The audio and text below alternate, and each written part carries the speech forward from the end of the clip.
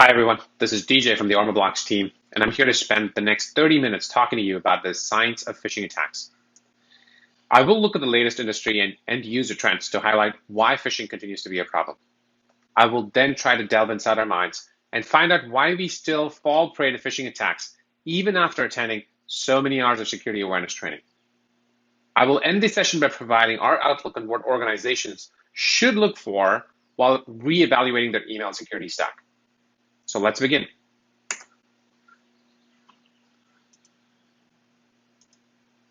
Let's start by examining where we are and how phishing is still a big problem for every organization. Looking at the numbers from 2020 paints a picture of phishing that is depressingly familiar. The FBI continues to receive a large number of complaints on phishing and related attacks like phishing, smishing, and farming. That's farming with a PH. The 2020 complaint numbers represent a 110% increase from the previous year, according to this year's Internet Crime Report. If we study the Verizon data breach report, we find that 36% of all breaches involved phishing as an action. This number increased from 25% in the previous year. The third data point on this slide is not a dig at security awareness programs, but more a realization that they are not sufficient by themselves alone. Recent research from Scientia Institute found that 14% of users who received 5 or more phishing training sessions still ended up clicking on those phishing links. In my mind, all of these points signify one thing. It's easy for humans to take the blame for falling prey to phishing attacks, but that's not right. Human error has the word human in it, and it's a futile exercise to eliminate that part of it entirely, which is human. If we double click on phishing trends for specific industries, we find that phishing attacks take no prisoners, whatever the industry or focus may be. Industries with a variety of end users and stakeholders like education and public administration are beset by socially engineered email attacks that steal money and data. Also, industries responsible for critical public infrastructure that are currently going through digital transformation, for instance, they're moving to the cloud, like manufacturing, mining, quarrying, and oil and gas, are prime targets for email compromise that can cause real havoc in the society. So it's clear that phishing is a problem. But why do we still fall for phishing attacks after all the training we get? Well, let's try looking inwards for a minute in this section. In Daniel Kahneman's book, Thinking Fast and Slow, he talks about our brains having 2 systems of thinking. System 2 thinking is a mode where our brains are slow, methodical, rational, and always think before taking the next decision. Kind of like the first time when we drive a car. System 2 is what security awareness programs train us to think like while reviewing emails. But there's a problem here, and that's System 1 thinking. System 1 thinking is a mode where our brains are fast and instinctive and take decisions without really thinking about them. Kind of like the time, where you're driving a car after having driven a car for, several years. This is how we actually think while reviewing the emails in our overcrowded inbox. It's a different part of our brain clicking that link, not the part that's been trained with hours of security awareness. So as we think about this, let's take a look at the science of phishing attacks through the lens of cognitive biases that we have. There are 5 main cognitive biases that we keep seeing attackers exploit in their phishing emails. The first bias is the halo effect. This is when we have a preconceived positive notion of someone, whether it's a person or brand or a service provider. The second is hyperbolic discounting. You must have seen this used in a lot of clickbait ads, right? Email attacks also exploit that same tendency to choose a reward that gives immediate results. Now, the third is the curiosity effect. Don't tell me that you haven't clicked on a BuzzFeed article about 23 cat gifts where the third one will blow your mind. The desire to see more and resolve the uncertainty is used in many such email attacks. The next one is the recency effect, which is when we tend to remember and act on things that are on top of mind for us. Over the last year, for example, COVID-themed email scams have seen a huge rise by leveraging the recency effect in the message that they send out. The last but not the least is the bias of authority, which is our tendency to defer to the opinions of and requests from authority figures inside of your organization. Let's focus on each of these biases and highlight some email attack examples from armor blocks that take advantage of these biases. We'll start with the halo effect. Now, the halo effect appears in about 29% of phishing attacks, according to the research from Security Advisor. An example of this might be an email claiming to come from your trusted tax software, asking you to review your last deposit. This leads you to a login screen where you unwittingly hand over a credential to the attacker. Another example might be a globally recognized shipping company asking you to review an order return. And we often see the attackers impersonating online shipping companies since they replicate real email workflows that we participate in every single day. And finally, email security technologies can also fall for the halo effect. We see attackers using trusted software like Google Forms to create phishing pages that get past any email security filter. Moving on to hyperbolic discounting, or things that are too good to be true, this bias gets exploited in 28% of phishing attacks. An example of this might be an email from the IRS promising you COVID relief funds if you fill in a SharePoint form with some PII data. You got to also watch out for those Black Friday scams that either steal your information or sell you counterfeit goods under the guise of extreme discounts, like this Ray-Ban scam that led to an entire lookalike website with fake goods over there. Attackers also impersonate vendors and share out-of-turn payments or returns that turn out to be fraudulent. This example uses the halo effect by hosting its phishing page on Google Firebase, which is a trusted SaaS software provider. Next up is the curiosity effect, or a message that makes us think that we want to know something more about it. Now, this effect shows up in about 17% of attacks that we've seen.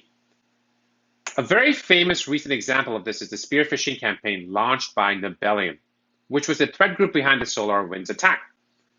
The email impersonated a USAID worker and claimed to share details about the election fraud, which is bound to pique interest no matter which side of the political divide you lie on. Another common variant here is the locked account workflow, usually from a bank. These emails claim your account has been locked due to suspicious activities and ask you to enter account credentials to restore access. Over recent months, we've also seen a rise in phishing, or voice-related phishing attacks. These use the curiosity effect as well. Here's an example of an Amazon email that shares an online order without any links. The only call to action in this email is a customer support number that you can call to process order returns. Moving on to the recency effect, or things that are top of mind for us. While research says that this effect appears only in 5% of phishing attacks, it is often used in combination with other social engineering techniques, as you will see from the examples below. COVID-themed email scams are a prime example of using recency effect, like this email claiming to contain COVID test results that are actually an install of a malicious file on victim systems. Another common example of this effect is automated emails from Cloud Office software claiming that a file has been shared with us. We get tons of real emails like this every single day.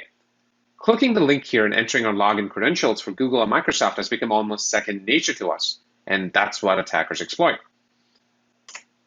A common internal workflow we see compromised typically is a payroll workflow. Attackers pretend to be an employee and share new bank account details with the payroll team, typically just before payday.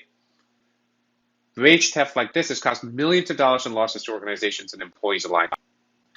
The last bias we will cover is the authority bias. Again, while research shows this bias appears infrequently, we have observed it being used in combination with other social engineering techniques time and time and again. The entity of an authority might be a service provider like Verizon asking you to review a secure message. A pretty extreme example is attackers impersonating the Supreme Court and serving victims with a subpoena that turned out to be a phishing form with a functioning CAPTCHA redirect. Perhaps the most famous example of authority bias is attackers impersonating a CEO or other higher executives inside of the company asking employees to buy iTunes gift cards.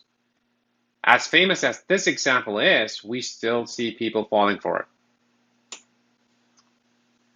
Now that we've covered why people still fall for phishing attacks, I will provide an outlook of how email security technology needs to change to better protect the human layer. Firstly, email threat detection needs to change and cast its net wider than ever before. Rather than just analyzing email headers, metadata, and other deterministic signals, email security solutions should analyze three broad buckets of signals: who users are, which is their identity; what users do, which is their behavior; and most importantly, how users communicate, which is basically the email language. Since targeted email attacks use a large combination of techniques to be successful, email threat detection should analyze as many contextual signals as possible to identify baselines and deviations from those baselines. Secondly, email security architecture and deployment is poised for change.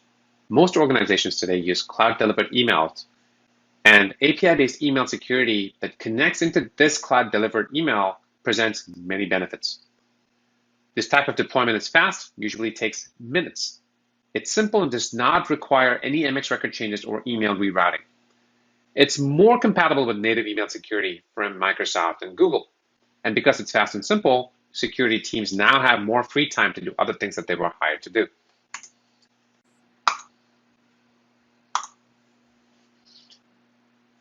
Next up, it's important for organizations to understand what they have already paid for with native Office 365 email security.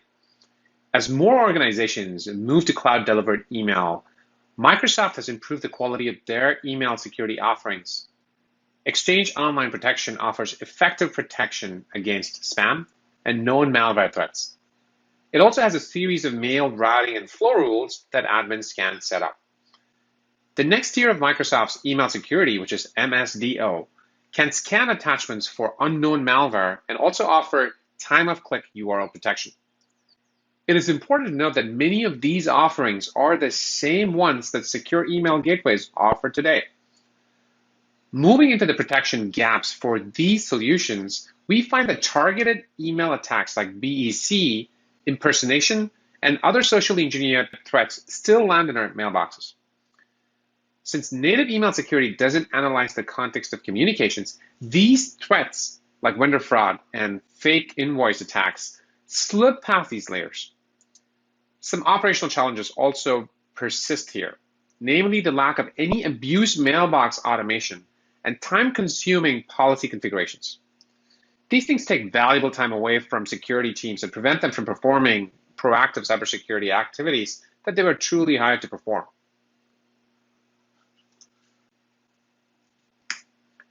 It's also important to take a closer look at secure email gateways.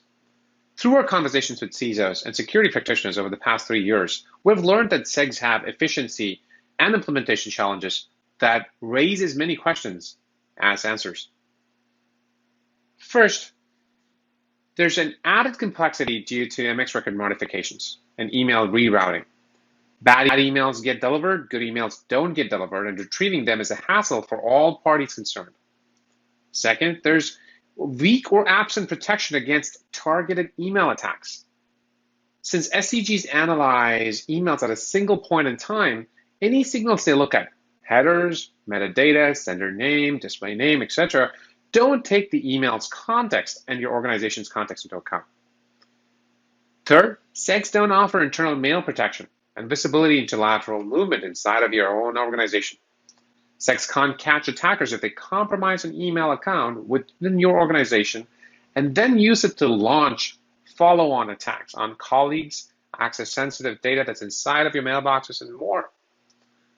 Last, cumbersome policy configurations and incident response hamper security teams that work with SCGs.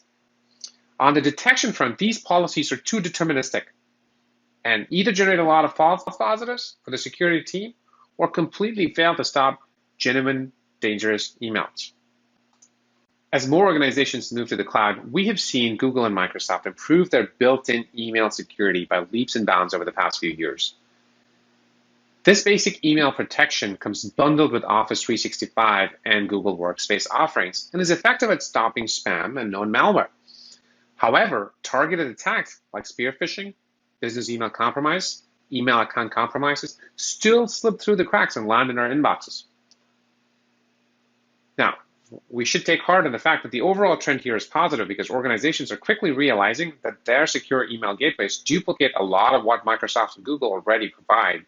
Because rather than replacing a similar layer in front of their mailboxes, organizations are moving away from secure email gateways to search for third-party augmentation that improves the security posture on top of O365 and Google's email security. I also do want to touch upon automation, which is absolutely critical for a lot of organizations. And I know it's an overused term in cybersecurity at this point, but that doesn't mean it's not important. Email security is an important testing ground for using automation as enablement for security teams. The first place automation should be used is to take away all the binary and repetitive tasks involved in email threat triage and response. The more time security teams save here, the more time they will have for other important things. These tasks also aren't fun. So security teams will be in a better mindset if they don't have to manually look at hundreds of emails every single day. Automation can also be applied in a forward-looking manner. Every time an unknown threat becomes a known threat, automatic action should be applied to every subsequently similar email threat that arrives in an inbox. No one has fun making the same threat discovery multiple times. Once a human makes a discovery, the machines should take over. Lastly, sharing the load with end users plays a very important role in divesting some of the time and effort cybersecurity teams today take upon themselves. Are there some emails that can theoretically be triaged by end users? Of course. Maybe they get warning banners for suspicious emails along with the calls to action, allowing them to confirm or deny if a mail is truly suspicious. I realize every organization will handle this in a different way, but it's a discussion worth having internally and making sure that everybody is paying attention to it. All email security solutions will have false positives. Now the question is, what is the best way to deal with them? We think the key is to build in multiple layers of protection with feedback loops to widen the breadth of protection and reduce false positives with time. You truly have to have an engine that is learning.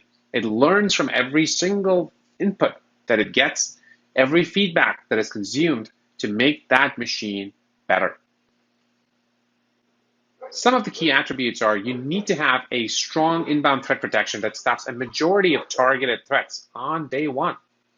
If any suspicious emails gets missed by this layer and an employee reports it to an abuse mailbox, you have to make sure that your email security solution analyzes the email again and automatically remediates it should it ever show up. For emails that don't flag existing policies, the security tool should centralize any IOCs related to the email and display them for the security team to review. Once security teams review and manually remediate an email attack, the email security solution should learn from those manual actions to create dynamic policies. These policies should be able to automatically remediate similar and identical attacks in the future. This feedback loop ultimately improves the inbound threat detection. Lastly, how email security solutions learn needs to change. Rather than just learning from attacks across organizations, security control should also learn from every user's context and the organization's communication patterns. Since targeted email attacks use their knowledge about you and your organization against you, learning from data, your data, is the best way for email security solutions to keep getting better with time. I'll end with a brief overview of Armor Blocks. We help organizations communicate more securely over email using the power of natural language understanding. The Armor Blocks platform connects over APIs to understand the context of communications and protect people and data from compromise. Tens of thousands of organizations trust Armor Blocks to stop BEC or business email compromise and targeted phishing attacks. They use us to protect sensitive PII and PCI data and automate remediation of user-reported email threats.